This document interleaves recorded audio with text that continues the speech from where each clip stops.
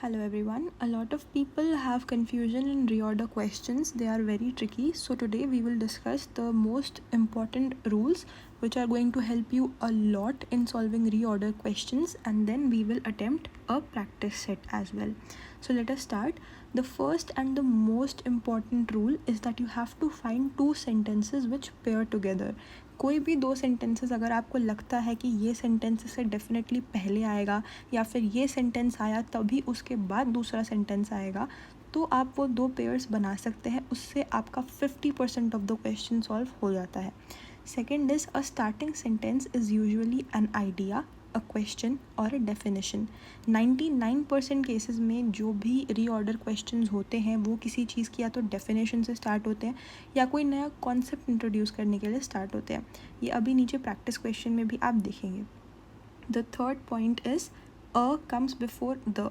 किसी भी सेंटेंस में अगर अ का यूज़ हो रहा है, अ आर्टिकल का यूज़ हो रहा है किसी नाउन के साथ, तो वो उस सेंटेंस से पहले आएगा जिसमें उसी सेम नाउन के साथ द वाले आर्टिकल का यूज़ हो रहा है. दिस इज़ बिकॉज जो अ वाला आर्टिकल है वो किसी बहुत ही जनरल चीज़ के लिए यूज़ होता है और द आर्टिकल किसी बहुत ही स्पेसिफिक चीज़ के लिए यूज़ होता है. सो आप मोस्टली अ वाले आर्टिकल को यूज़ करते हो कि आप पहले किसी आइडिया या किसी कॉन्सेप्ट को डिफ़ाइन करें, फिर आप द वाला आर्टिकल यूज़ करके उसी चीज़ के बारे में और डिटेल में और स्पेसिफिकली बात करें. सेंटेंस 4 इज़ फुल नेम और डेफिनेशन बिफोर एब्रेविएशन. किसी भी रीऑर्डर क्वेश्चन में अगर आप किसी एक चीज़ के ऊपर फोकस करते हैं तो यूजुअली उस चीज़ का जो डेफिनेशन है या फुल नेम है उस चीज़ का सेंटेंस पहले आता है. For example, world health organisation is an international body which focuses on global welfare.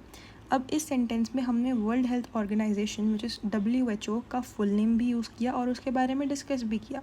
Second sentence में हमने WHO यूज़ किया जो कि वर्ल्ड हेल्थ ऑर्गेनाइजेशन की एब्रीविएशन है, विच सजेस्ट कि पहले वर्ल्ड हेल्थ ऑर्गेनाइजेशन के बारे में बात की गई, उसको डिस्क्राइब किया गया, तभी ये सेंटेंस आया. Sentence 5 is noun comes before pronoun. This is very important and you have to understand what is a noun and what is a pronoun. इसको हम एग्जाम्पल की हेल्प से समझते हैं.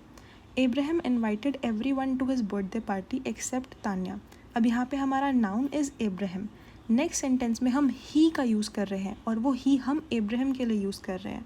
अगर हम पहले जो सेकेंड सेंटेंस है he got into a huge fight with her last week, अगर हम इस सेंटेंस को पहले यूज़ कर लें तो हमें पता ही नहीं चलेगा कि ही कौन है और हर कौन है और रीज़न क्या है. सेंटेंस की कोई पेयरिंग ही नहीं है, which makes it very clear कि एब्राहम के बारे में पहले बात होगी, फिर उसके लिए प्रोनाउन जो ही है वो यूज़ होगा.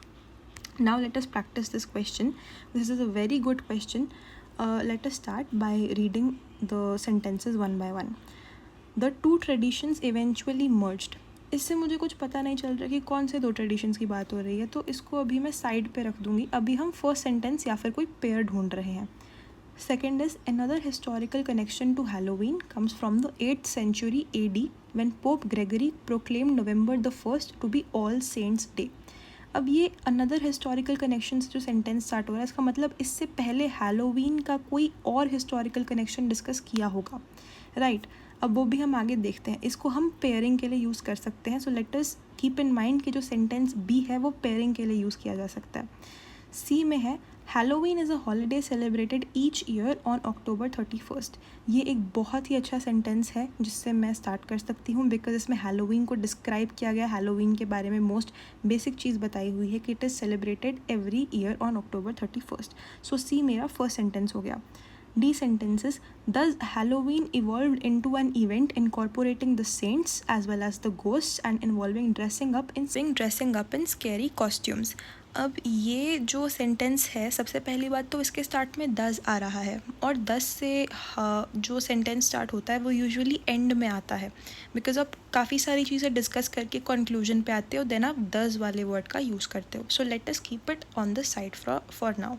Sentence E says it is related to an ancient Celtic festival where people lit bonfires and wore costumes to ward off ghosts. ये C सेंटेंस के कंटिन्यूएशन में आ सकता है बिकॉज C हैलोवीन के बारे में बता रहा है और E में जो इट यूज़ किया गया है वो हैलोवीन के लिए ही यूज़ करा गया है कि हैलोवीन एक एंशियंट सेल्टिक फेस्टिवल है जहाँ लोग बॉनफायर्स जलाते हैं और भूत भगाने के लिए कॉस्ट्यूम्स पहनते हैं. अब ई के बाद हम एक पेयर ढूंढते हैं। हमें याद है कि हमने बी का पेयर बनाना था, और बी के लिए हमें क्या पेयर बनाना था, बी में हमें एक और हिस्टोरिकल कनेक्शन ढूंढना था हैलोवीन के लिए, और वो ई सेंटेंस में हमें मिल गया।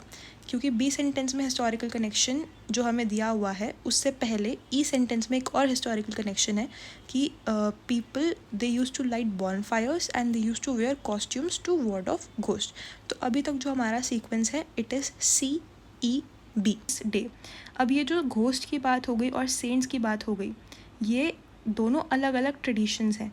तो ए सेंटेंस उसको कंटिन्यू करता है कि these two traditions eventually merged, और लास्ट में हम डालेंगे sentence D, thus Halloween evolved into an event incorporating the saints as well as ghosts and involving dressing up in scary costumes।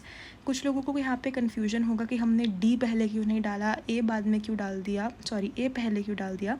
This is because जो D sentence है वो दस से start हो रहा है। तो दस इज़ बेसिकली पूरा आपने एक आइडिया डिस्कस कर दिया एंड देन आपने उसको एंड करने के लिए दस का यूज़ कर लिया कि हाँ इतना सब कुछ हो गया है, तो अब हम इससे ये कंक्लूड कर सकते हैं या ये कह सकते हैं कि हैलोवीन एक ऐसे इवेंट में इवॉल्व हो गया। So this is all for reorder questions. If you have any questions, you can post it in the comments, and if you want to book a free strategy session, you can email us at our email ID algorithmpte@gmail.com.